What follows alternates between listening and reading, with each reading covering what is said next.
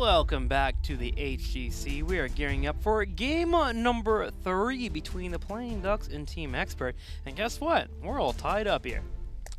And you know what? In the next game, one of the two teams is going to take the lead. And the other one won't. Our high-level analysis coming in per usual. Now, what I do worry about is whether or not we're going to see ADRD decide to pull out the Medivh himself. I guess it's a bit map dependent, but I think, as I said before, Medivh is going to play a big role in the series, and I think that's going to be reflected in most of these games. But Experts definitely put on a clinic on the last map, and the hooks, as I said, and Tracer also had a huge impact on it, and I want to see how the Ducks now play around that. I think they could have actually had a few of these fights that they... If they played it a little bit differently, they might have had a better outcome here. Yeah. But overall, it just shows that Expert is here to fight and here to win. So it makes me extremely happy that we see already that this is starting to become a closer series. Well, it's time. Game number 3 here. What battleground will we be playing on? It's going to be Infernal Shrines, as Team Expert will have the choice this time. And now we have first pick position for the Ducks. And that, of course, can change things up even more. But yeah, Infernal Shrines is going to be our map, so Wave Clear is going to be important once again. And should be a cool draft here. So we can see a couple of odd picks for sure. Globals are going to be important. Medivh still works here as well. So yeah, I'm excited for this one. It's good. This time we might not see Vola here for Chris. We may see the Greymane instead. Greymane a little bit stronger on this battleground, so we'll see if that will happen here if they decide to abandon their favorite Vola. Let's go ahead and switch into the map here. Infernal Shrines, draft time. And let's find out about that Medivh. I mean, you can still play Vala, but if you do, then you should probably move away from the arrow build and instead go into a multi-shot hybrid just so that you have a bit more wave clear and can also work towards the objective faster. It just plays really well on the map. But you could one-shot a minion during the Shrine phase. What do you mean? With a Hungering Arrow build. Instead of clearing 12 at once, you can put 1 in its place. Wait, are you playing Hungering Arrow build on Vala on this map? No! I'm not that crazy. Dude, I would go back, look you up in my friend list, and report you. I don't think that's reportable offense, but okay. It doesn't matter. It's an automated system. I can report you whenever I want. This guy, man. This guy. All right, Tassadar. I know how the system works. He's manipulating I've things. been on Reddit. I'm going to report you for manipulating. That's what I'm going to do. It's over. You're going down. All right. Why did he give me a fist? Because they're getting edgy. Oh, okay. That's right. Every time I get one step closer to Edgelord, I get I'm a fist. like the Emperor, okay? I'm bringing you over to the dark side. We have cookies and you can't resist. Gotcha. All right, Tassadar banned out. Team Expert is thinking about their ban. What could be going through their mind, Caldor? Sometimes I really don't, like, a lot of these cases I don't even know if they're actually thinking about it or if they're just like talking about something else, because that happened several times in the past. The Ducks, on the other hand, they don't really care. Snap pick on Vala right away. See? Chris loves his Vala, man. Yeah. I mean, he's great on the hero. If he goes into the arrow build now, then I'm screwed. Gonna report Chris. All right, Team Expert. Is it Greymane time? ETC time? Medivh time? Rhaegar? What do we get here? They have so many options, actually. I mean, normally you would, given the European games that we've seen in the last 2 weeks, you would immediately jump to something along the lines of ETC or Dehaka, if not even both. We've seen games where if you don't take one or the other, the opponent immediately reacts with a double pick. Then we could still see a high priority on Rhaegar because of the map. The Lightning Bond gives you even more value here, and if you try to focus the objective, has a massive impact. So yeah, but with the Expert, you never know that in the end. But those are the heroes that we would expect here to be taken. Well, still thinking about it. Finally, they lock in. There we the go. ETC and the Rhaegar. ETC Rhaegar. Okay, so I like that. It's a lot of setup potential with ETC, mosh pit potential. You can still mirror Dehaka if you don't play him as a main tank. You have Rhaegar with Lightning Bond that can be played here and works towards the objective. It's a really good rotation early on for them. Playing Ducks now, I have to think about how they play around Vala a little bit. So they are aiming for double support here most likely, so the question is just simply which 2 supports are going to be chosen. I don't know how... I guess Stukov would again be good for the map. Yeah. You can make arguments for Malfurion. Moonfire build, but Stukov with his silence can be absolutely fantastic here, especially from the outside of the shrine, having a big impact for the fight. The falling armor can also keep your Vol alive in case she does get in trouble. If ETC does come in for the engage. So Stukov could work out. Typically the Ducks, if they lose out on their Rhaegar, they move straight into an Uther. There it is actually. So Johanna, Uther, Vala set up for them. And they have a comp for clearing out the shrines actually. Pretty decent. I'm sensing a pattern here. Like, Vala, Johanna again, you don't get Rhaegar, so you take Uther. Maybe a Sonya could fit here. Maybe a Medivh. I mean, it's maybe it's possible. I mean, this is the battleground that Sonya actually started to pop up a lot on. Not every single battleground, but Infernal Shrines was the one that she was originally an isolated case for. I mean, I'm not jumping on that Sonya train just yet, but Medivh again fits. You have Uther, you want to have someone else to help protect Vala. Medivh can be played here. Stukov, of course, was the other alternative that we talked about a bit earlier. An expert, they agree. They also think that a double support with Stukov is a nuisance to play against, so they ban him out. Now here comes the question though. With them banning out Stukov, you know that the Ducks are thinking about Medivh. Do expert pick Medivh themselves? I mean, they have their ETC, and they've ran it in the past pretty often, and now their draft is more flexible. I'm actually wondering if playing Ducks aside that they want to ban it out. To ban it, yeah, because the leyline seal into a Medivh mosh pit, into an ETC mosh pit would be pretty dangerous, but instead it's Leoric, so solo lane at this point as the focus. But that means that we could now see AD with Medivh and then the leyline seal into mosh. For me, it's Medivh Greymane. Like, straight up, right away. That would be pretty good, yeah. That would be pretty darn good. That's definitely the rating that I would put it at. See what Team Expert wants to do here. Other options, Gul'dan, but Nick does only play that a couple of times. Playable, but not really the one you want to move into. Yeah. I would say it has to be Medivh pick, yeah. Madev and Sonya. All right. They jacked the Sonya. Taking Sonya away as well. I guess they have enough options as the last range damage dealer that they can pull here. Yeah. But I feel Medivh was telegraphed. Totes. Like, for me, the Ducks are... yeah, I would have banned him probably. So the Ducks are now in a position where they have to shift their draft a bit. It would be funny to just see a Tyrande comp right now. The only reason why I'm coming in with this Tyrande comp, because usually I wouldn't really fit it in here, is just simply because Expert prioritizes so highly on Dragonshire that it feels that from the practice, from scrims maybe, the Ducks have highlighted Tyrande quite heavily. But it's Malthael and Malfurion. So the second support, Malf for the Moonfire build, of course, and then Malthael himself. And for the last pick for Team Expert, a bit of damage would be nice. Greymane, Gul'dan, maybe even Lunara? Zul'jin. Yeah. I don't think so. One day Zul'jin's gonna get picked, and my calls are gonna be correct. One day. And that'll be the day that I retire. Can you please pick Zul'jin now? Wow. That's fine. You can host and cast. See you later, dude. Are you just gonna drop the headset if they take him? Yeah, he's gone. Like, all right. gone. It was nice talking to you guys. Have a good one. All right. 6 seconds of counting. You asked for that, by the way. I did. That was a layup. I mean, that was a layup. That was good. You followed up on the oop. Good job, man. I tried. And here it is. It's Chromie. Okay. Wait. Okay. Not okay, but Sonya is Sonya and Rhaegar can clear out the shrines pretty well. You get engages. Chromie doesn't have to go with you on the portal. You can drop down the damage on your engages through the portal. Interesting. No, I agree. I'm just also in my head just trying to make a dumb joke about it, but can't. Bye-bye. Nailed it. I'm actually shocked by that pick. I mean, she does okay around the shrine phase. You have the Bronze Talon set up. You're good to go. You have the force into the fight. If you can get the Malfurion killed up, you can blow it up with a W into a Q. They have a ton of space, though. Yeah. I mean, in order to go to Chromie, you have to go through ETC, through Sonya, and then there's still a Medivh to keep her alive. I expected something with more sustained damage as well, but I can definitely... Chromie is going to have all the time and space in the world to really work with this, so... Time and space. That's where she excels at. That's a lore-appropriate statement. Hey, you picked up on it. Nice. Good job, Caldor. I am proud of you.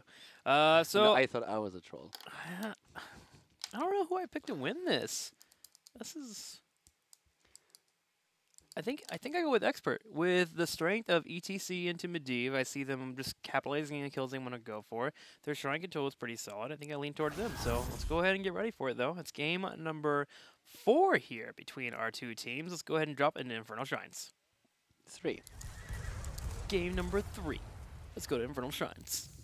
Infernal Shrines is the map, and we have our game starting up with Wolfjo currently playing Uther. We're already seeing Vala played by Chris Malfurion. Sport Billy this time. Eternal on Malthiel and Ananda on Johanna. On the right side, in the red, Bad Benny will be playing ETC. Nick on the Chromie here. Curson will be playing the Rhaegar. ADRD on Medivh, and Athuro playing Sonya. Chromie should have a lot of space here with everyone that is going to peel for her in this game. And of course, then Medivh needs to keep the rest of the team alive. A lot of the focus should be on Athero with Sonya here. Medivh probably going to try and help him engage into these fights and also protect him with a shield whenever needed. Time trap thrown down the bottom left to slow down the playing Ducks in their aggression. So they're going to try and siege from the side here. We'll see if they can get someone moving down to the bottom side. But ADRD sharking around their opponents. This is something that you'll see often from him, as to try and control the vision and space of their opponents.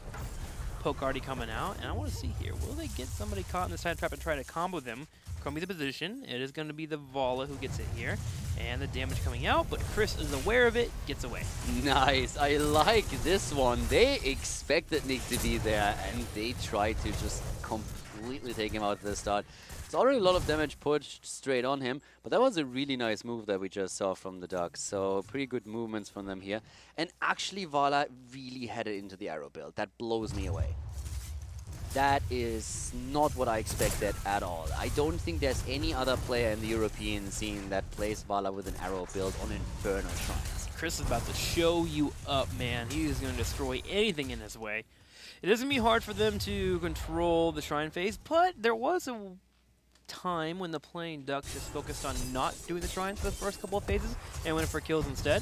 So that could be their intentions here. Yeah, it's still really weird to me because, I mean, normally one of the main arguments against an arrow build in general is just that, yeah, damage can be very sporadic. You can't control it as well as with other talents, especially since when there's minions around. For example, if you fight on lane and in a wave, then you have to be really careful that you fire it ideally when there's nothing else to hit. And if we talk about Shrine fights, then of course an arrow build is very unpredictable. One of the main reasons why all the other players in the European scene are going for a multi-shot build is because you just push more direct damage onto opponents, and at the same time as you attack them, you also work on the stacks for the Punisher itself, and that's a huge argument to be made. Chris, on the other hand, is a player that is extremely aggressive with his... Aggressive in the sense that he wants to fight these fights against heroes and not so much objective focus, and that's something that he can of course do with the arrow build. With Malfurion going into Moonfire, they have another big tool to get the minion stacks, but I still expected Chris to go into multi-shot here to make sure that they are definitely heavy committed to the Shrine itself. But yeah, he goes for the more team fight focus build instead. Committed to the Hungering Arrow build with a level 4 pickup. Sonya, meanwhile, has been working on the bottom lane completely here, clearing out the Shrine, 26-1, 27-1, as he keeps to continue climbing up with the help of Rhaegar. And Chromie, Medivh, and ETC have been doing a good job of stopping what the playing Ducks have performed well with in the past, which is working on a different lane, pushing in the turrets, and then working on a fort eventually later on. Babini comes in with a power slide, they find a combo, they pull off Joe low on health and pull away. Yeah, for the Ducks, this is actually a bit of a weird spot because not only did Expert win the Mortar Punisher without having any trouble whatsoever, it was only Sonya on there, they also did not fall behind in experience. So the Ducks were attempting to trade the Punisher for XP, and that didn't work out at all. And that is becoming a significant problem later on, or could become a one, if that snowball starts for Team Expert.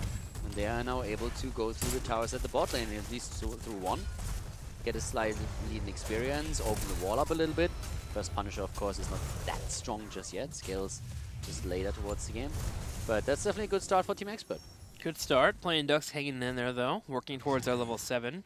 Keeping up with the experience. At this point, though, we're going to have Sonya start to spread out and kind of handle Mercenary Camp. She's actually handling the Mercenary Camp at the bottom left. I actually like how Rhaegar is constantly there to support her with the healings, of course, and to make sure that she is able to clear that out quickly. They'll be able to push in the bottom side, which opens up the Medivh rotations and the ETC Chromie combo that we're seeing. They're trying to find a moment where the Playing Ducks maneuver one person to a different lane, and they go for that engage and try to force them down. Like here. Wolf Joe taking a time trap here. Decides not to go for the engage, but with 3 people floating around, you can see that they are always in a moment, primed to move in for the fight. Yeah, Bad Benny is going to go for the slide after Iron Skin is over, and even ADRD moves in. Body blocks, and that should be a dead Nanda. Well, should... Ooh. Okay, there we go. That was the kill shot.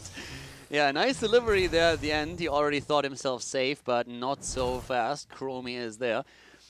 But it was good body blocks for them as well, making sure that they wait for the Iron Skin so that they can actually move out in front, get the stun in from ETC, body block him, get the kill, and it was the first one in the game.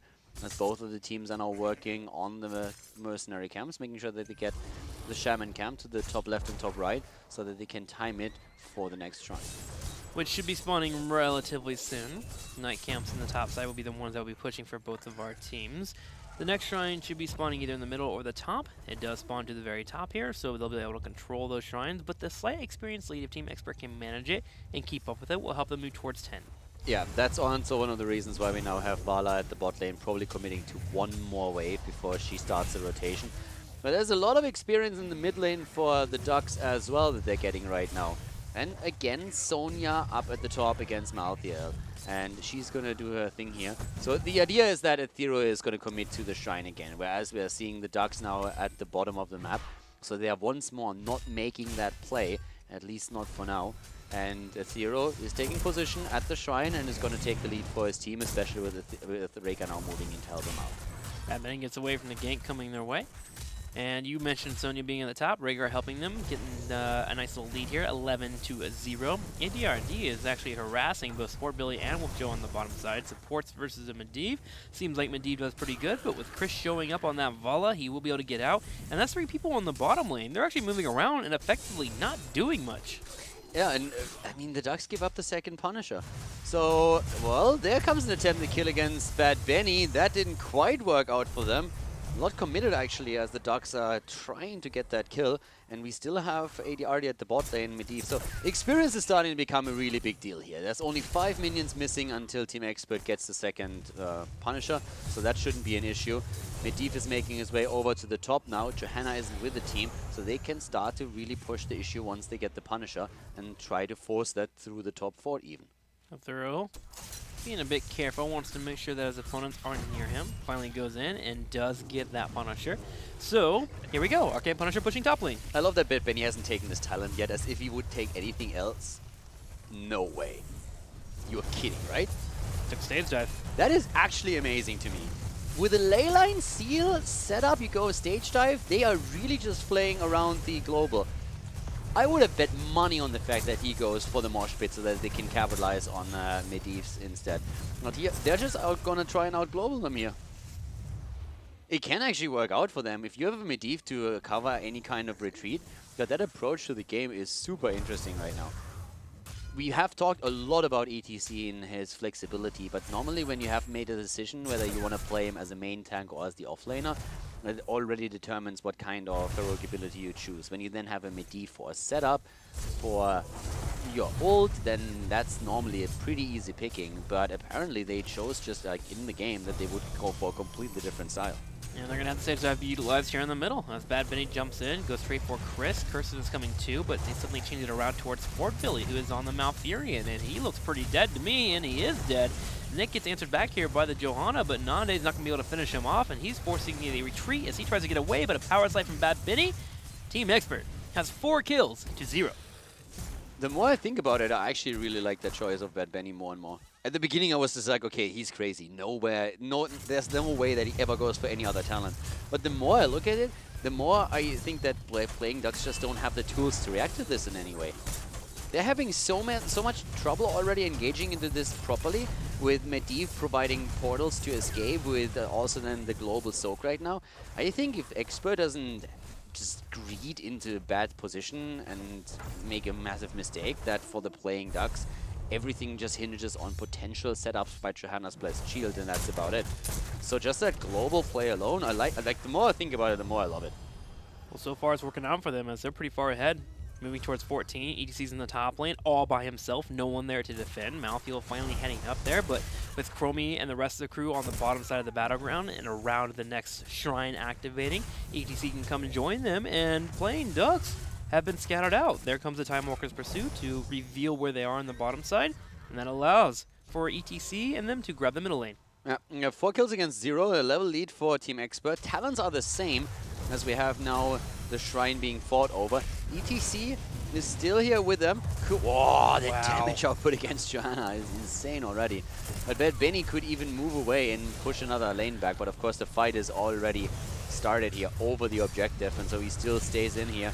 But Chromie has the space that she needs to just poke away the entire time, and Bet Benny and his boys are starting to take the position on the shrine itself, with Echo Paddle also delivering the damage. Eternal in the back, sniffed out as they are trying to go for it.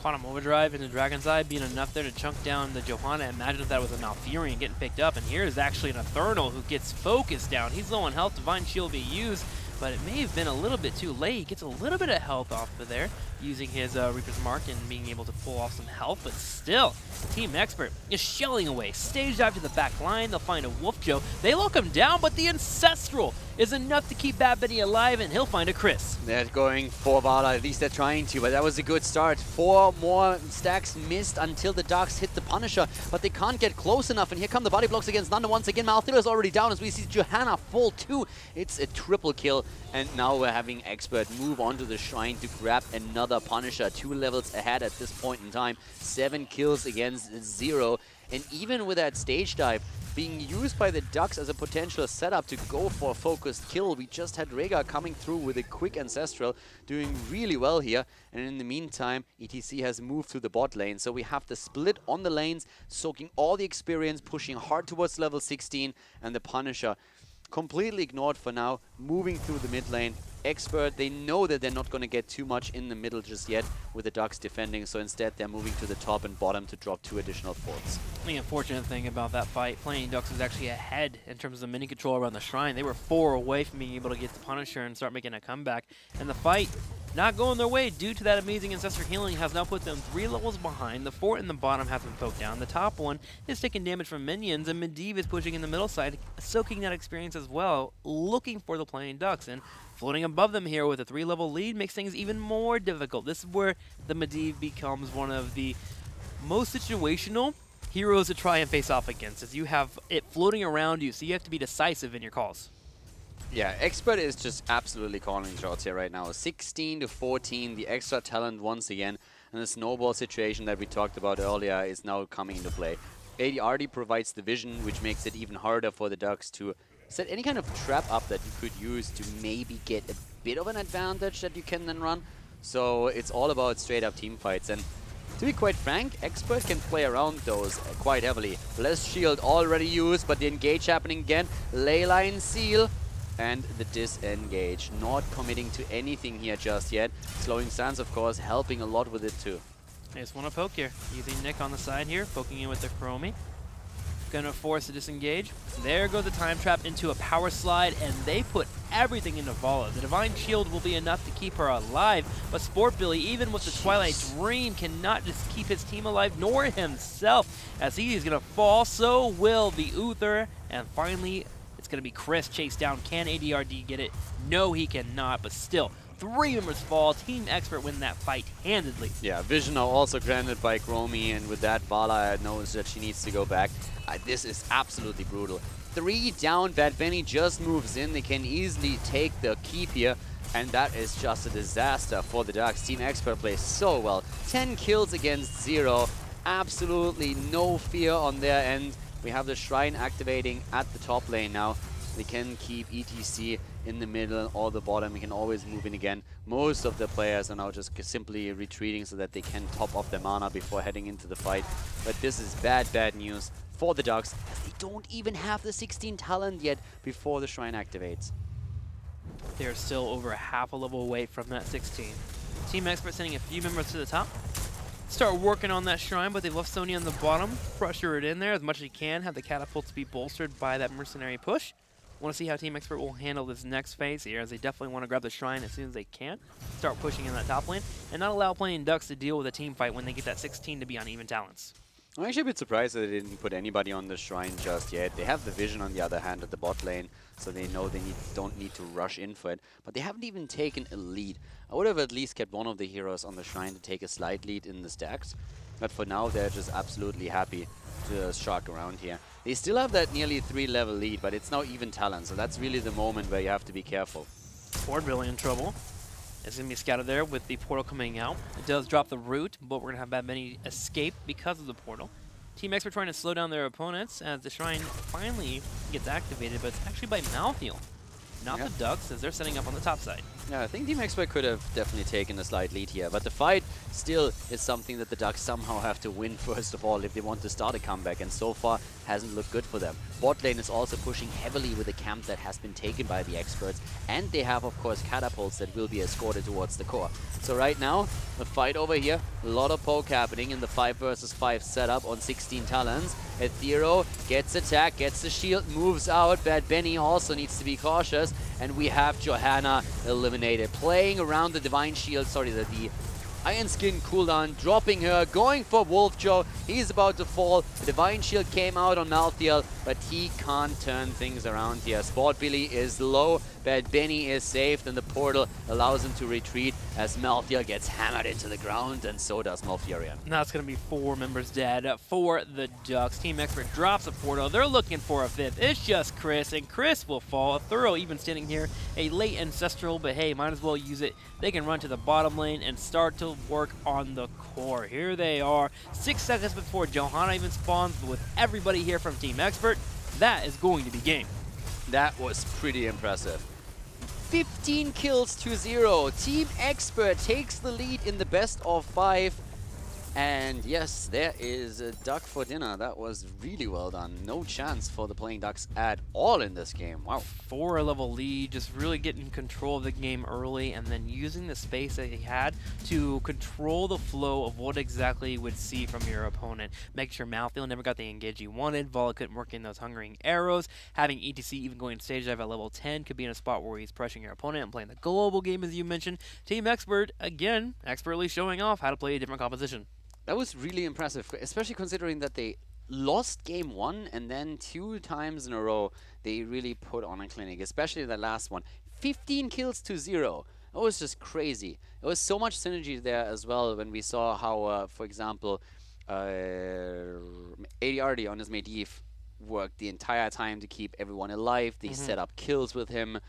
That was just really well done, playing around the map. The Ducks always just like trying to make sure that they somehow get value when they don't go for the Punisher on other lanes, and that was shut